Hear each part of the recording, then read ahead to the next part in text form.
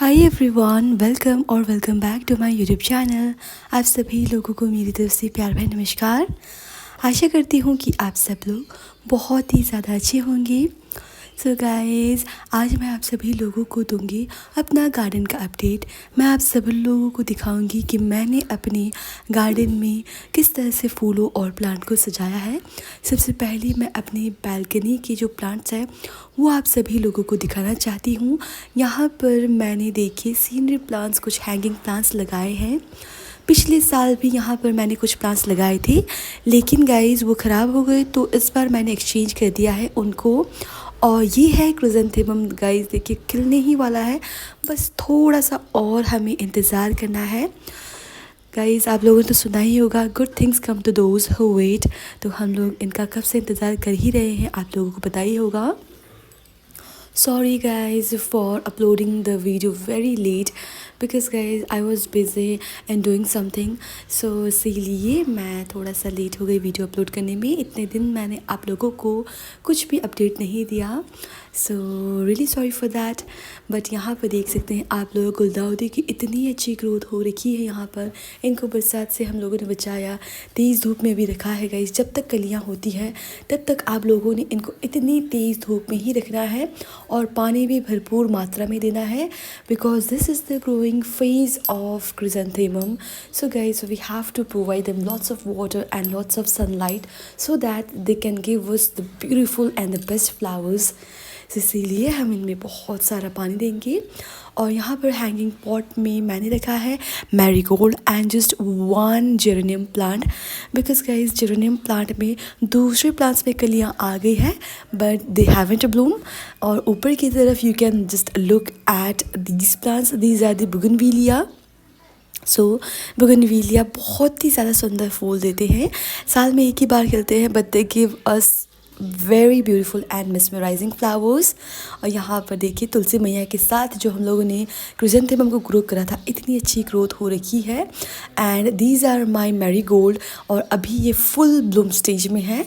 तो what I have to do, I have to move all this plants from here to a shady place because they are getting too much sunlight and as they have bloomed.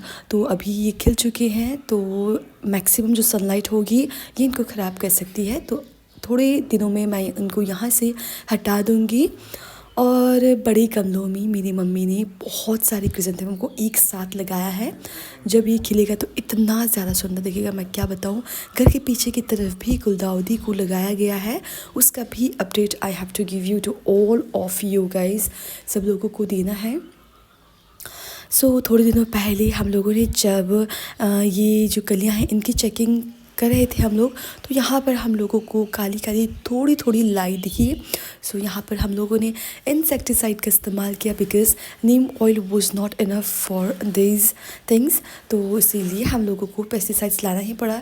और guys वैसे तो मैं हमेशा organic farming और organic चीज़ों के लिए आप लोगों को प्रेरित और आप लोगों को हमेशा मोटिवेट करती हूँ, बट जब ऑर्गेनिक चीज़ों से नहीं काम हो रहा है तो हमें इनऑर्गेनिक इस्तेमाल करना ही पड़ेगा। और लेकिन मैं आप लोगों को ये सिर्फ फूलों के लिए बता रही हूँ, सब्जियों के लिए आप ना करें गाइस, क्योंकि जब हम लोग अगर घर पे सब्ज़ी खाने के लिए ग्रो कर रहे हैं ऑर्गेनिकली, तो अगर हम लोग उसमें पेस्टिसाइड्स डाल रहे हैं तो गाइस उसका तो घर पे ग्रो करने का कुछ फ़ायदा ही नहीं हुआ ना। तो वो तो ऐसा हो गया कि आप मार्केट से ही डायरेक्टली सब्जियाँ ला रहे हैं।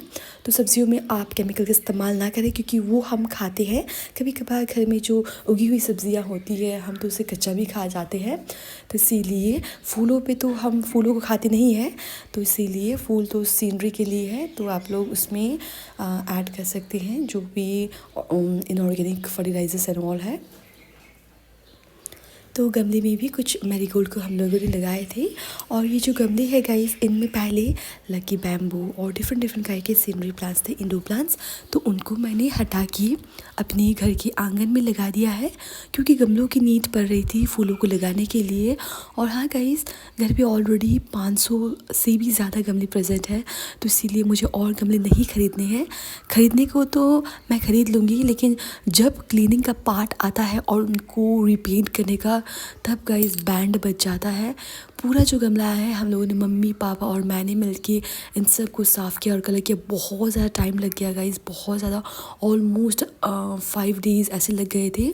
और वो भी हम लोगों ने बहुत फास्ट किया तो 5 डेज़ लगे थे। अगर सोचिए अगर कोई अकेला करेगा तो वो बंदे का क्या ही हालत होगा। तो इसीलिए मैं ऐसे ही रीयूज़ करती हूँ हमेशा। तो मैं अपने आंगन में भी दिखाऊंगी आप लोगों को कि मैंने कौन कौन से प्लांट्स को निकाल के उनको ज़मीन पे लगा दिया है।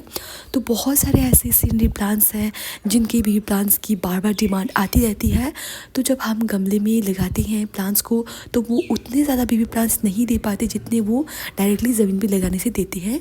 तो इसीलिए उठा के हम लोगों ने उनको डायरेक्टली ज़मीन पे लगा दिया ताकि ढेर सारे जो बेबी प्लांट्स हैं वो हमें मिल सके। यहाँ पर देखिए, यहाँ पर जेरेनियम, तो अभी ये जेरेनियम जो है अभी रिवाइव बैक हो रहे हैं, अभी अच्छे हो रहे हैं क्योंकि समर सीज़न में तो इतना ही ज़्यादा मतलब कि ड्रास्टिक कंडीशन में थे ये, they almost die. But somehow my mother and me, yes, we both of us worked very hard and we tried to save these geranium plant, or we successfully saved all these plants also. सो अभी देखिए बारिश ना होने की वजह से पूरा जो प्लांट है वो धूल से भर गया है। तो क्या कर सकते हैं हम लोग, अब इस सब में पानी तो नहीं डाल सकते क्योंकि फूल लगे हुए हैं, गिर जाएंगे गुलाब के फूल। सो आज के लिए इतना ही guys, thank you so much for watching this video. मिलती हूँ आप सभी लोगों से एक और नए वीडियो में। Bye bye guys, take care, stay safe.